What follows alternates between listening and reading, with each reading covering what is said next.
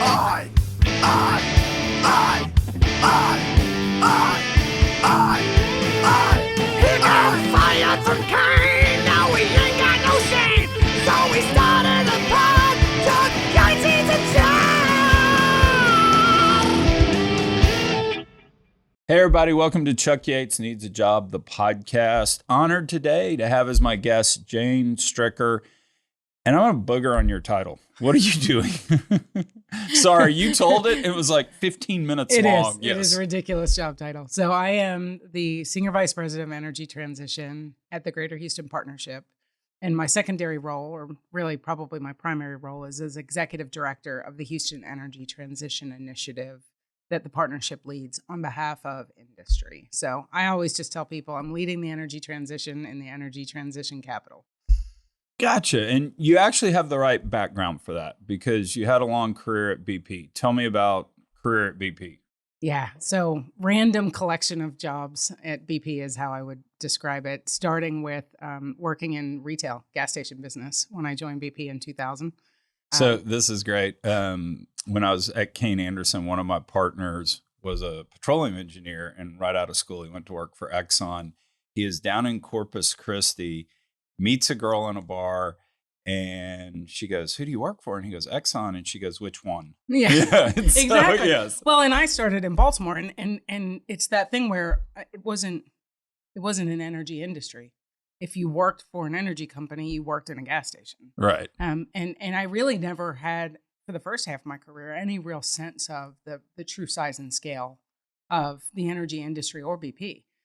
Because I worked in a retail business unit that was part of a retail business that was a completely separate segment from everything else in BP. And so, for the first half of my career, I was in marketing doing, I ran gas stations, built gas stations, and operated them and did offer development and planning, things like that. And really with no sense of what happens in the offshore of Gulf of Mexico and the onshore lower 48 gas business. I didn't or the solar really business understand any or of everything. That, right? Yeah. And so it wasn't. Is it true that a third of the inventory of convenience stores are stolen? Isn't it something? I think it depends a little bit. I think they're on average. Yeah, that's probably about right. That's so wild. Yeah. Convenience store business is an interesting business. I think I've made more pots of coffee in my entire life than most people, and stocked more coolers. And but it's there's a little bit scary to it. I had a retail background. I worked for JCPenney's and London Fog before I worked for BP. And when I started running gas stations, my biggest fear was like somebody in one of my stores getting robbed or shot or hurt or, and that's really where I learned about safety culture. Because in clothing retail, the worst you're going to get is a paper cut or, stuck on a hanger. Right. But all of a sudden I'm in this environment where I'm wearing a pager. We're open 24/7. We sell alcohol. All of the things that create risk. I had to have liquor licenses in my name in Atlanta, Georgia, because I was the manager of all of these convenience stores. And, you're basically relying on the lowest common denominator sometimes, working the midnight shift to not sell alcohol to a minor or somebody who's drunk or, and then you've got the risk of people that work for you getting hurt. And so that was really the first time in my career I had experienced a safety culture and having to be cognizant of that safety culture. And it comes back around for me, obviously. Yeah. So what else are you doing at BP? Yeah. So moved to Houston. So made the shift from retail into corporate finance. I had done my master's in finance, my MBA at Loyola while I was in Chicago for BP, and then took a role here in Houston to manage our corporate funding for the U.S. operations. And in the time while I was in that role was when Macondo happened. And so, let's do this. My mom listens to this podcast, and my dear sweet mom who raised 4 boys and is so innocent and naive also doesn't know anything about energy. So what was Macondo? Yeah. Mom, this is for you real quick. The rest of the audience gets it. Yeah, everybody gets it. But yeah, Macondo was the explosion of the Deepwater Horizon rig in the Gulf of Mexico. Yeah. And so I was in our corporate finance organization at the time when that happened. And so talk about, frontline view of the financing challenges of how to manage through that kind of disaster. And I mean, obviously, the people on the front line dealing with the actual impacts and the implications of that, and the spill and the cleanup and the deaths. That was incredibly difficult. And I think sometimes people forget that organizations are people, and people that really deeply care and don't want to see anyone get hurt, don't want to take advantage of people. I think our industry gets a bad rap. But at the end of the day, it was very emotional for all of us because it was a difficult time, and we were trying to do the right things. And so I was in corporate finance through that, through the negotiation of our settlement with the federal government, all of those things. I sat in the company secretary's office for a few years while we were actually negotiating those agreements with the Department of Justice and the EPA.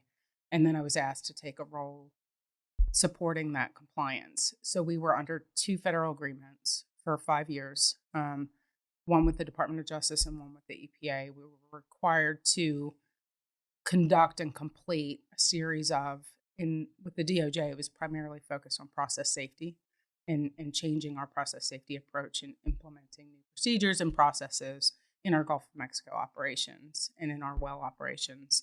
And then with the Environmental Protection Agency, that one was more focused on ethics and compliance. And so ensuring that, and that agreement applied to the entire U.S. operations. And so 14,000 U.S. employees, and we were required to meet a number of ethics and compliance obligations, things like code of conduct training, safety training. We had a federal monitor, we had federal auditors. And so for that 5-year period of time, my team had to develop the processes to make sure that we met all of our obligations. And then we tracked and managed that and provided assurance to the board and to our external stakeholders that we were, in fact, meeting all of those obligations. So I don't even know the metric to ask, but maybe I'll just make this up. Like, how many pages are those 2 agreements? I mean, yeah, I mean, the agreements themselves are each a couple of 100 pages, but the reports that then have to be submitted each year to demonstrate compliance with those obligations, massive. I mean, I think we added it up, and it was somewhere in the realm of 600,000 pages of documentation to prove that we were meeting all of the requirements of those agreements. 2 agreements, 5 years each, 2 federal monitors, 2 federal auditors. At no point in time did we ever, throughout that those 2 agreements over that period of time, we never had a material audit finding, and we never had any issue raised by the monitor. I mean, it was amazing to me, even being in the job, of seeing how seriously people took those agreements and how hard people worked to make sure that we did all of the things that we were required to do by the government to demonstrate our commitment to doing business in this country. Because ultimately what it comes down to is your license to operate in the country. Right. And recognizing that any mistake would jeopardize that license to operate. And this is going to sound like libertarian Chuck bashing the government, and I don't intend to. It's more an intellectual curiosity question about it. Did you feel like the agreements you negotiated with the 2 government entities, actually the government knew what they were asking for and it was actually positive steps, or did it feel more like check the box type stuff? And the only reason I ask is just, I'm always sitting here thinking about how do we regulate correctly? Because do the people who do it even understand what it is they're regulating? Right? Yeah, we had a panel on our Zero. We did a streaming event about the industry trying to get to net zero emissions. And one of the things we were talking about on the finance panel was investors want ESG.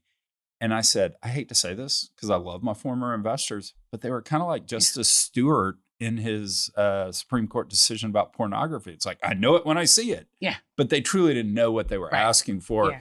And so the reason I ask is, as much as I'm a libertarian and don't think there should be any government regulation, there actually has to be. So were they constructive in how they did it? Did they bring in experts? Yeah, actually they did. And I think, at the time, Bessie Bohm, those federal organizations who had been regulating offshore operations already were instrumental in helping to define the nature of the obligations and the process safety elements. So with Best respect practices to, kind of stuff. Yeah. and we were required to have a process safety monitor in addition to an ethics monitor, and so we had expertise that really helped us think through, how do we get better at this? How do we demonstrate? And how do we really change the way we think about things like SEMS audits and the everyday operational activities that we do in our business to make sure that we are thinking about safety and making sure that the process makes sense. Because the more you're relying on people, on human factors, the more likely you are to have something go wrong because people make mistakes. And so the more you can put good process in place and have people understand those processes, at least then when you've decided not to follow a process, there's a deliberate decision-making element to that versus relying on a person and their subject matter expertise to get it right. And so I think on the DOJ agreement, absolutely. On the EPA agreement, the nature of that agreement was actually based on a document that we submitted to the government, a statement of present responsibility. So after Macondo happened, we were going to be suspended from doing activity in the U.S. by the EPA, which meant federal leases, it meant fuel contracts, it meant any of a number of different things that involved the government. We would be suspended from being able to do any of those things. And y'all were probably selling stuff to the military, like, absolutely, jet fuel. And, yeah. And so in order for us to continue to do business, we needed to provide the government with a statement of present responsibility that says we are presently a responsible organization and capable of continuing to do business with you. And so when that report got written that said, here are all the reasons why we are a responsible organization, that became the basis then for that EPA agreement. They said, show me. Okay. 5 years, you say you do all these things. You say you train people in ethics and compliance. You say you have safety training. You say you audit these activities. You say your leaders go through leadership training. Show me for 5 years, and we're going to audit you every single year. And so that's where those big joint reports come from. The document, did you do everything you said you were going to do? What does the training look like? How is your executive compensation tied to safety metrics? All of those things we had to document and demonstrate for 5 years. Well, and give me maybe one or two specific examples, because the one you gave when we came over and had lunch with you, Colin and I went over and had lunch to just say, hey, here's what we're up to. Tell us about the partnership. The one I loved is you had to send somebody to pee in a cup, right? Right. So we were on federal probation for a period of time. So my boss was actually the guy who was required to go meet the probation officer for the duration of our federal agreement. And so he would have to go over to New Orleans every so often and meet with the probation officer. And it's federal probation officer, but that probation officer is seeing, criminals from other types cartel members and just any all of the above. So we used to have a rule in our team. I always told my team our job was to keep our boss out of the orange jumpsuit no matter what. So, and that was sort of how we brought it home to our everyday work. I mean, obviously we took it very seriously and it was important to us. We felt like we had this weight of the organization on our shoulders to make sure that we had good processes in place and that we were helping the organization get better.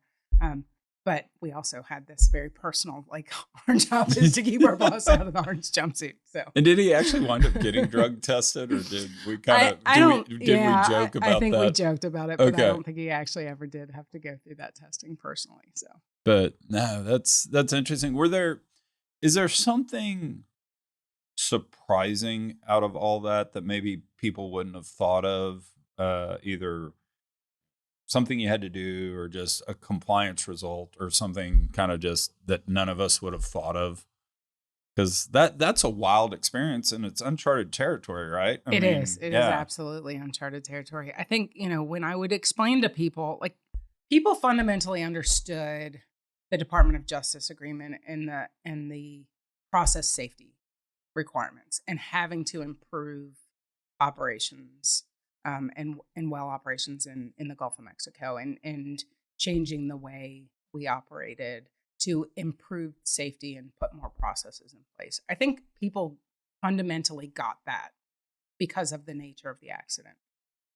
I think what always surprised people was when I would say, we had this ethics monitor and we had to do code of conduct training, and there was this perception when I came into the role, particularly with the EPA and with some other federal government agencies, that we inherently didn't know to do the right thing. And I personally get very offended by that view, because I worked with these people for, I had worked in this company for over 10 years, and I knew how seriously everyone took their job and how seriously everyone took safety. And so this idea that somehow we just didn't embed ethics or ethical thinking, or we didn't teach people to do the right thing, and because of that, somehow people didn't do the right thing, I think was the piece that I found most, and people, when I tell them about the agreements, find most surprising. Like, I literally would have to track that 14,000 employees completed their code of conduct training every year. And while I think it's important that you have an ethical organization and that people understand what's expected of them, and that they understand that they can raise issues without fear of retribution or reprisal, just the fact that there was this perception that we somehow didn't care or weren't trying. I mean, it was an accident. Were mistakes made? Absolutely. But at the end of the day, it was not for a lack of people wanting to do the right thing. Yeah. And the thing, so I've got a whole soapbox about, one, we've abdicated our role of educating the public on what we do. And I think that's because we're run by a bunch of engineers. And God bless engineers, but they don't tell stories very well. and two, I think there's also, when you're an oil and gas company, you produce a barrel of oil and you sell it into the market. You are not Nike that needs to go out and say, hey, we're better than Adidas, so you understand the importance of education and the like. So I think we've totally abdicated that responsibility, and we need to do a lot better about it. Yeah. The other thing too that I think's happened, and my podcast listeners are tired of hearing this, so tune out for 45 seconds, but then come back. But so I'll get folks from what I call the other side, and I call them reasonable environmentalists, that'll reach out and say, hey, we can't talk publicly, but I want to chat. And, I'll sit and chat with folks. I've got one that calls and says, hey, it's not the burning of the hydrocarbons, because quite frankly, if I didn't have my Suburban, I couldn't deal with my 6 kids. Right. Yeah. Our worry, and the reason we fight so hard, and she'll even say, quite frankly, the reason we play a little dirty sometimes, and we know we're playing dirty, is we don't trust you guys. I think Lee Raymond saying climate change isn't happening, and quite frankly, and I get so much grief when I say this, we're really obnoxious when prices are high and we're rich.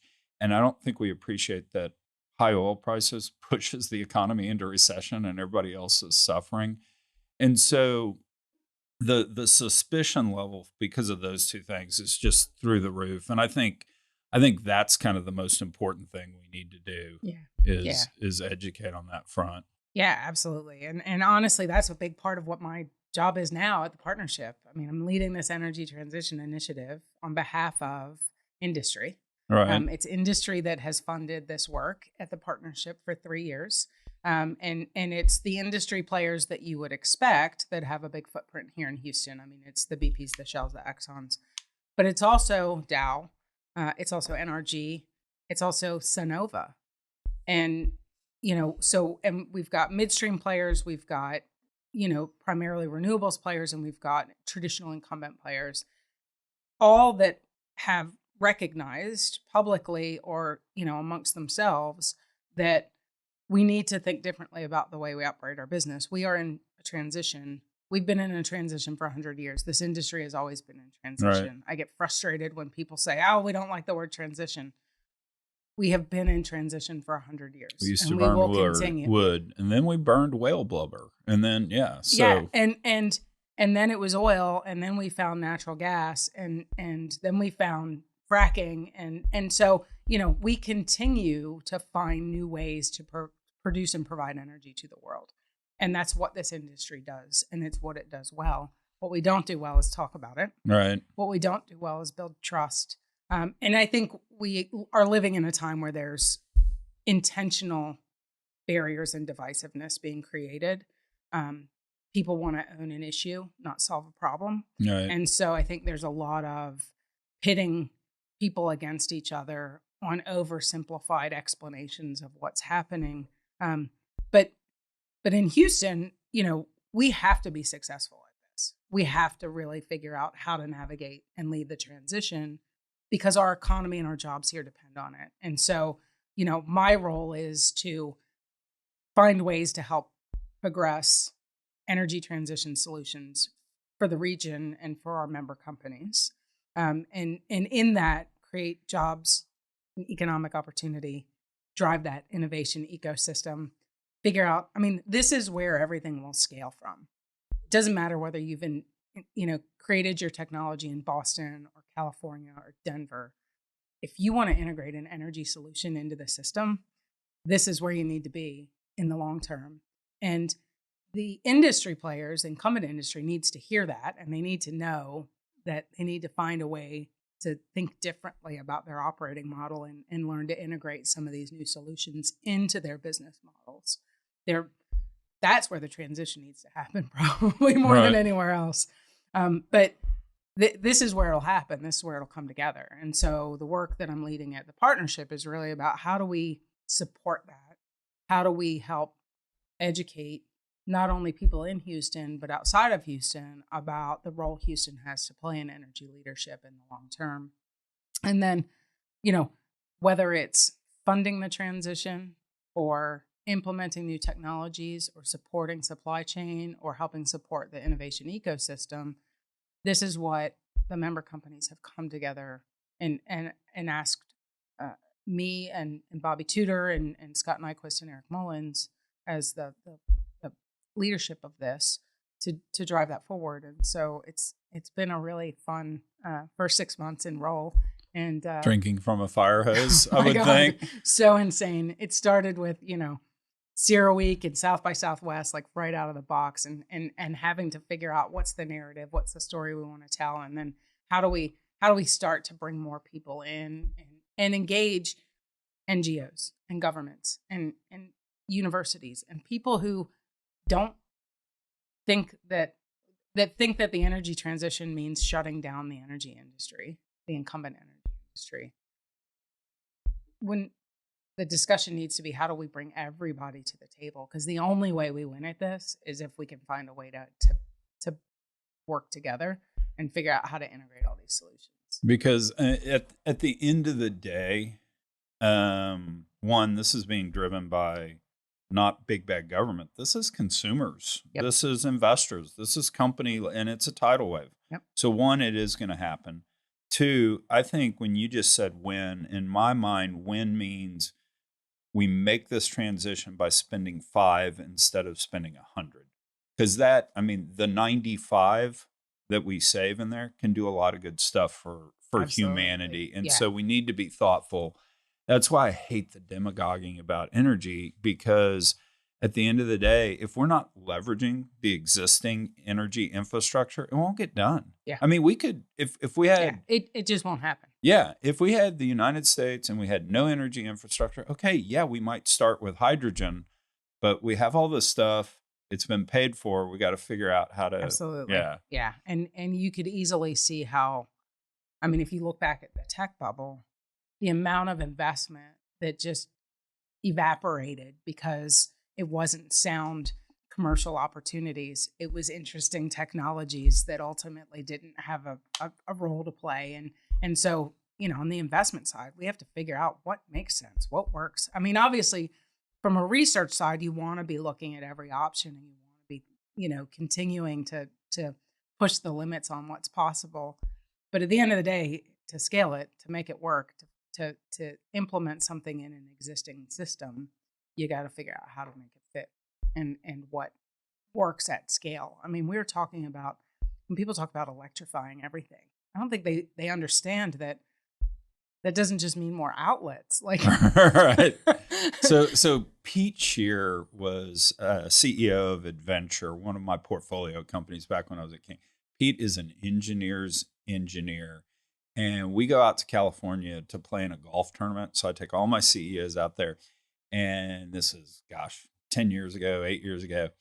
And 24-year-old recent college graduate is there talking about the wonders of Tesla. It's zero emissions. And Pete is like, well, where are you going to get the electricity? And she's like, I plug it into the wall, and it's just, I mean, yeah. Pete was just, his head was blown. And I said, Pete, at the end of the day, that's a lack of education that we haven't done. It's not absolutely that she's an idiot, Yeah. I mean, I am a firm believer that the further away you are from the source of things, the easier it is to not care about where it comes from. Right. Yeah. And I think it's that way with food packaging. We all love our single serve everything. But if you were close enough to the plant that was having to, to break all those things down, create all that plastic that is then used to package up all of those little individual serving things that you like to throw in your bag and go, versus, the way it used to be. And I'm going to sound like a boomer, and I'm not, I swear, but I mean, I'm Gen X by 3 years, same, but I am Gen X, just for the record. Yeah. But I mean, when I think back to when we were kids, like things came in bulk, and you divvied it out and you went on about your way. Everything didn't come in its own and when Ziploc package, bags finally showed up, it was magical. It's like, holy cow, what are these things? These are so great. And my mother still wouldn't buy them. She would only buy Saran wrap. So oh, nice. Yes. Tons of. But I mean, it's that mindset of we want to put the blame on the producers. And I get that, that we have a bad history of like handing off the talking points about the role of energy. But, consumers drive this business ultimately at the end of the day in both directions. So whether we are successful in driving forward on the transition, we need consumers to really continue to push us in that direction. But we also need to bring really great solutions to the table and help people understand what solutions make sense and where you're not really getting the trade-off you think you're getting. Yeah. So real quick, maybe step back. What is the Greater Houston Partnership? And maybe, how's it financed? What is its mission in life? Yeah. So the Greater Houston Partnership is the economic development engine for this Houston region. So City of Houston, 12-county region. It's sort of, I always tell people, it's like a chamber of commerce on steroids. I mean, it has been around since the mid-1800s. It is one of the oldest economic development organizations in the country. We have about 900 members who fund the activity of the partnership. But our mission is really to make Houston a great place to live, work, and do business. We primarily represent the business community. And so we have an economic development team that is really focused on bringing new industry here to Houston. They are helpful to companies that are looking to build a business in Houston in identifying locations. If they want to, if it's a battery manufacturer and they want to build a plant, they know exactly what locations are available, where there's real estate, how it fits with rail lines, and they do all sort of that economic development work for the region and for businesses. They're really helpful in understanding what are the incentives that Houston has to offer. We're competing against Denver, we're competing against Florida, we're competing against California. So they tell the story of why you'd want to bring your business to Houston. We've got a policy team that really focuses on how do we advocate, particularly at the state level, for policies that will be supportive to our businesses and to our communities here in Houston. So we've got a policy team that will advocate for, one of the big areas right now is around CCUS policy for deployment of carbon CCUS, capture. Carbon capture, use, and storage. So, that's a huge opportunity for us in Houston, given the asset base that's here, the emissions base that's here, the geologic storage opportunity that's here. I mean, we can make a huge impact in emissions reduction pretty quickly with the implementation of carbon capture, use, and storage. But we still don't have a regulatory regime that will allow it to happen in Texas or nationally. And so, our policy team will help advocate on behalf of industry for the policies that will enable those sorts of projects and technologies to move forward. So you're going to mock me at this. You're going to make fun of me for this, but this is true. Right? This is not Chuck Yates shtick. This is really true. Do you know what could be the single most effective and it's natural carbon capture technology in the world? And everybody would say, right, the tree. You tell me. I know soil is a big one. It's the whale. A whale, on average, over its lifetime, will absorb 33 tons of carbon. It dies, it sinks to the bottom of the ocean. Number two. But does that carbon get released by the ocean? No, it sits down there at the bottom of the ocean forever, or hundreds of years, right? Interesting. Number two, whale excrement is the perfect fertilizer for plankton. And plankton photosynthesizes, call it 40% of the CO2 on the planet. We have decimated the whale population over the last 200 years. We've gone from 4 to 5 million whales down to, we think we've got 1.3 million whales today. And it's hard to grow going forward because they get hit by boats. And so, anyway, and if there are 10 steps to creating a narrative and creating a good piece of content, Colin and I are like on step 1 with this, but we're really serious about this, that increasing the whale population could do a lot in the way of helping.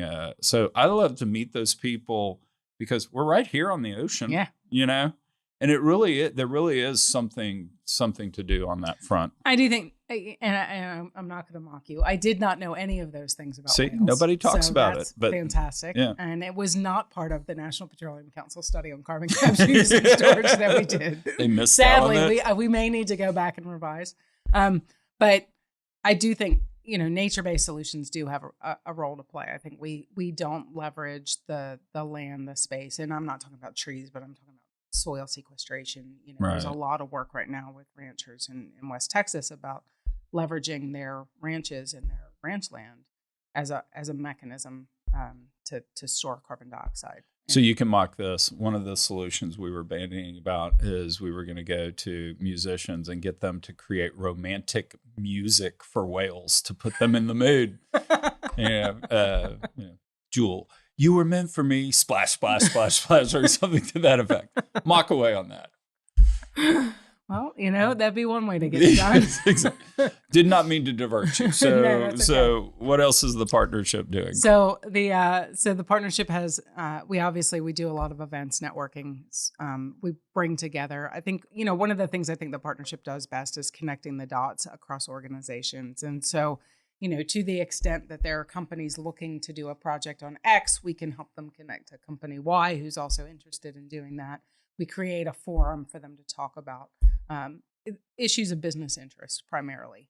So whether it's the infrastructure, resiliency, things that impact the Houston region that also impact the business community. And so thinking about, criminal justice and some of the issues that we've been having around the crime rate continuing to go up, we tackle those types of issues with our business members that impact their ability to do business successfully in the region. And so that's sort of the fundamental purpose of the Greater Houston Partnership. And then Bobby Tudor had been the chair of the partnership, and it was right at the time, at the end of 2019 into 2020, when we were starting to hear some of the big corporates, energy corporates, put their net zero commitments out. So BP, I was still at BP at the time, BP had announced its net zero commitment.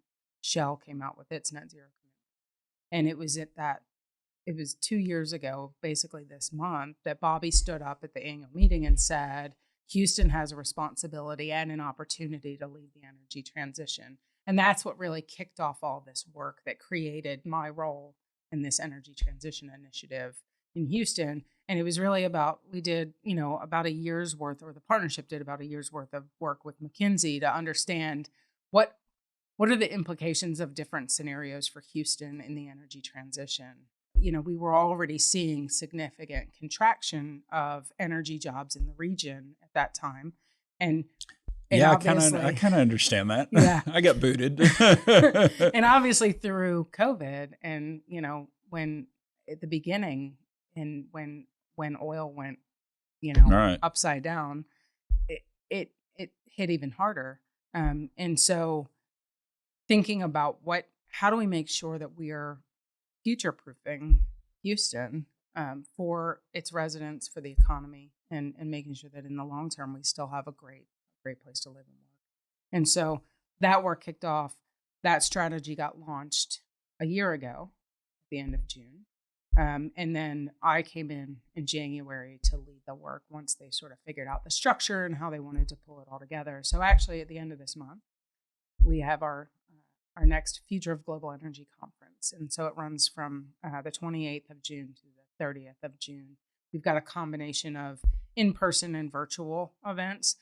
It will be a bit of a, where are we 1 year in to this new strategy? And so Bobby will be giving an update on where we are on that. And then we've got Marty Durbin, who is vice president at the U.S. Chamber of Commerce, and he's the president of the U.S. Energy Policy Institute, will be on site as a keynote for that event. Is that available to the public? It is. So we've got, if you go to the Greater Houston Partnership to the events page, the Future of Global Energy event is there, and there's a rate for members and a rate for non-members, but it's open to anybody who would want to attend. It's a luncheon event, runs for a couple hours. That's on day 2 at the Hilton downtown, and so Marty will be great because I think so much has happened in the landscape over the last 6 months. We came into this thinking, we're just going to plow forward on energy transition, and then the war in Ukraine happened, and supply chain issues continue to be a problem for the industry and everyone more generally. And so, it's not slowing down the transition. It's thinking about how do we make sure that we're not just transitioning, that we're transitioning to an energy abundant future, right? How do we make sure energy secure, energy abundant? And so he'll talk a good bit about that context at the global and national level.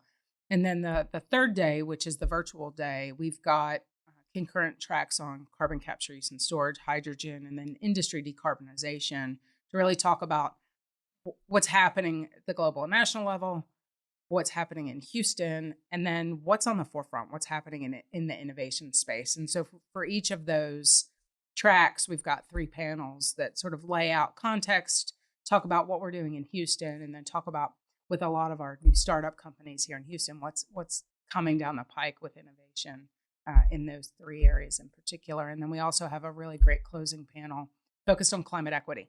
And so, I often say that if the only thing we do in the energy transition is reduce emissions, we haven't done what we're supposed to do.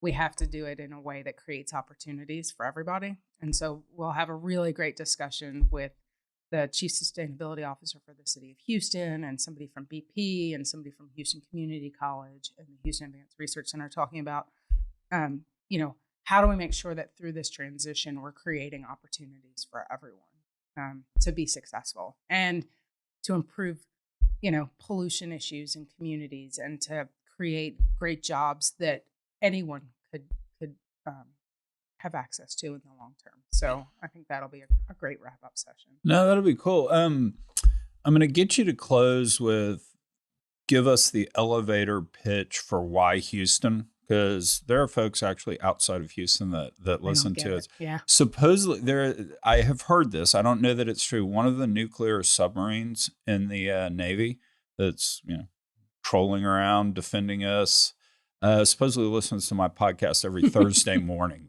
and blasts it through the sub because the commander of the sub wants to get into the energy business when they retire. But before you give the Houston pitch, I got to tell my favorite Bobby Tudor story. So Bobby Tudor played basketball at Rice University.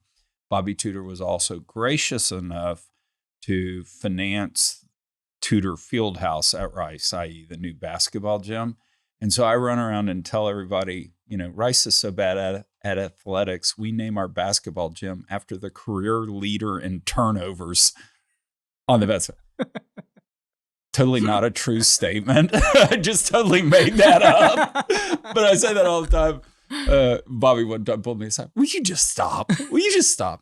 I find it very funny. But anyway, no, I think Bobby was definitely the right person to kind of lead this charge. Yeah, he is. He's doing a fantastic job, and he has such great perspective on all aspects of the energy industry from his career history. So I think he really fundamentally understands why this is important, why the energy industry needs to have a big role in it, and why Houston and why Houston is.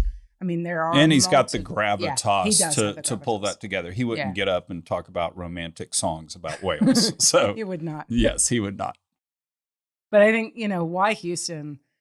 I've been here in Houston for I guess 12 years now, almost 14 years.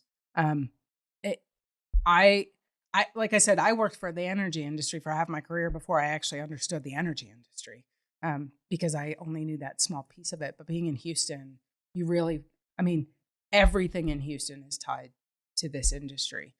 We have the medical industry, and that's fantastic. And actually, I think that's a huge asset for us. We have space. We have a diversified economy, but you don't live in Houston without knowing someone, working with someone, related to someone, or interacting with someone who works in this industry. And so, this is 100% priority for this region. It's also the place where we have all of the right assets. We have the ship channel. 44% of the petrochemicals used in the world are produced here in Houston. We have a third of the hydrogen that is used in the world is produced here in Houston. With our industrial base, our emissions base, the geologic storage capability, the industry that's here, the universities that are here, the number of engineers and talented people that are here. And you can afford to live here, here and rent space. A lot of the founders of startups will tell me they came to Houston because, God, they can afford to hire people and rent space for their startup. And I can get a decent house in the Heights. Right, exactly. And it's also just a fantastic place to live. The culture here, I don't think people realize how best great people on the planet, and the food and all of those things. Time magazine, I think it was 15 years ago, voted Houston the #1 food city in America. We have amazing food. We do. And if you haven't watched this last season of Top Chef, it's worth it. Yeah, they do all the great spots here in Houston. Yeah. But I think the other thing is, there is this really interesting intersection that is happening here in Houston that will not happen anywhere else. And it's this intersection of digital technology, medical technology, space technology, and energy industry coming together to create things like, if you look at some Vita Factory, Moji, this intersection of bioscience and chemical engineering, or, you see digital happen in a lot of places. But a lot of times it's digital for the sake of digital, or tech for the sake of tech. Here it's tech for the sake of solving a really big problem, right? How do we create enough energy for the world and in a way that's at lower emissions or reaching our net zero goals? And so I don't think there is any other single geographic location in the world where you have this intersection of things going on that position a place to really lead the way. And so, we need to figure out how to get everybody moving in the same direction.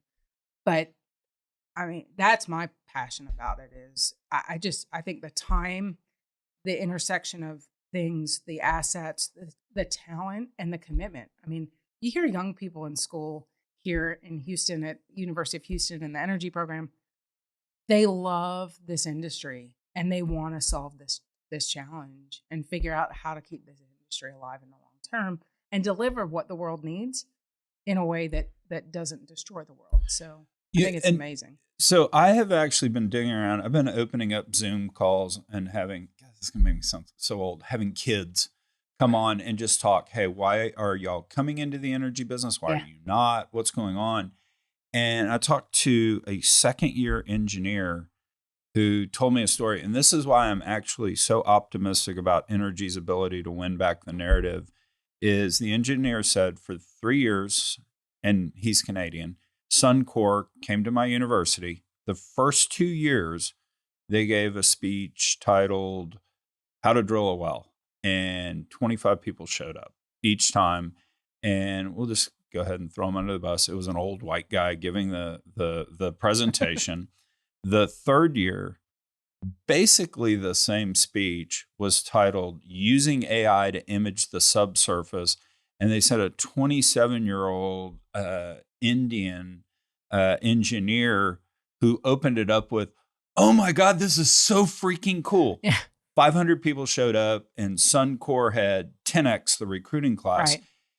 The amount of technology and challenges that happen for us to image stuff miles under the ground, drill a 3-mile well, is staggering. If I were an engineer, that is the coolest stuff in the world. Absolutely. You can go to Silicon Valley and write software that helps, eBay or whatever.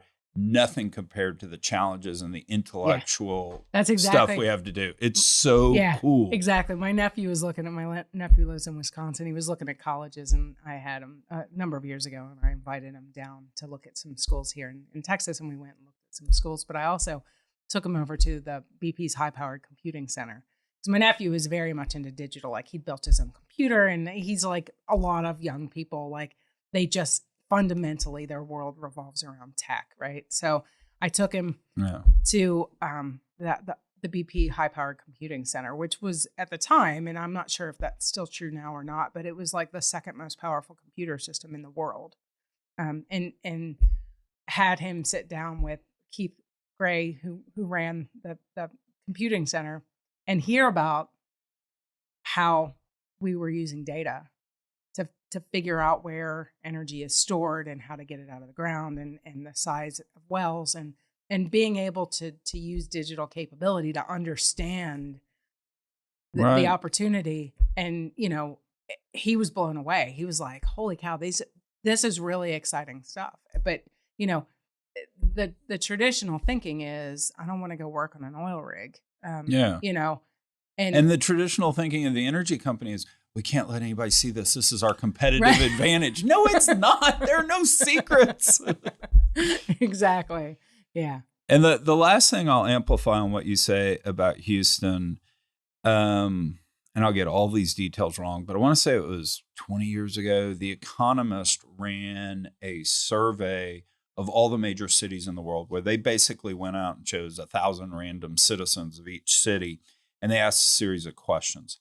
The delta between answer number 1 and answer number 2 that was greatest in their whole survey, and it was like magnitudes great, was the question, if you work really hard in this world, you will succeed. It was something like 87% of Houstonians said yes to that. And number 2 was Hong Kong at 64 or something. And they wrote a whole article about Houston just going, what are these nutso optimists out there? Yeah. But I think that's why we have the greatest people in the world. I mean, we're optimists. We get in the energy business. We spend all this money drilling a well. Then we turn on and see what we've actually got.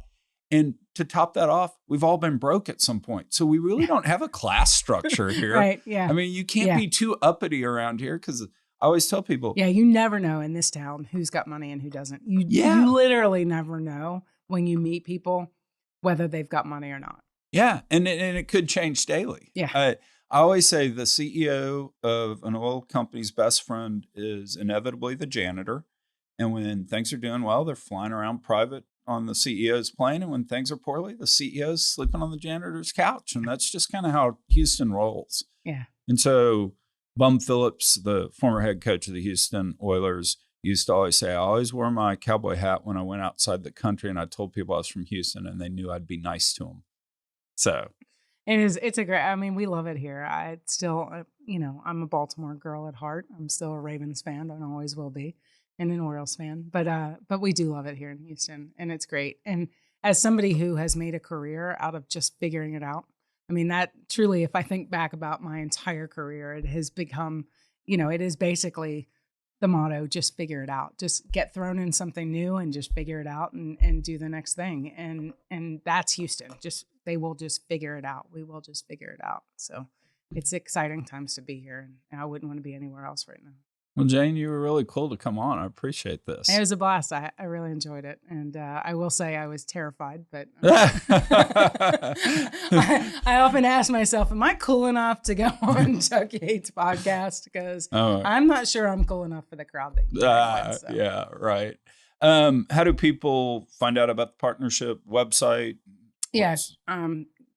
Houston.org is the website. And if you go there, if you look at events, you can see the Future of Global Energy event. I'm on LinkedIn. I talk energy transition all the time. So feel free to reach out to me that way, Jane Stricker on LinkedIn. And the Houston Energy Transition Initiative, we're still building a site, so we don't have a site for that yet. But you can find the Houston Energy Transition Initiative strategy and the work that we're doing there on the Greater Houston Partnership website.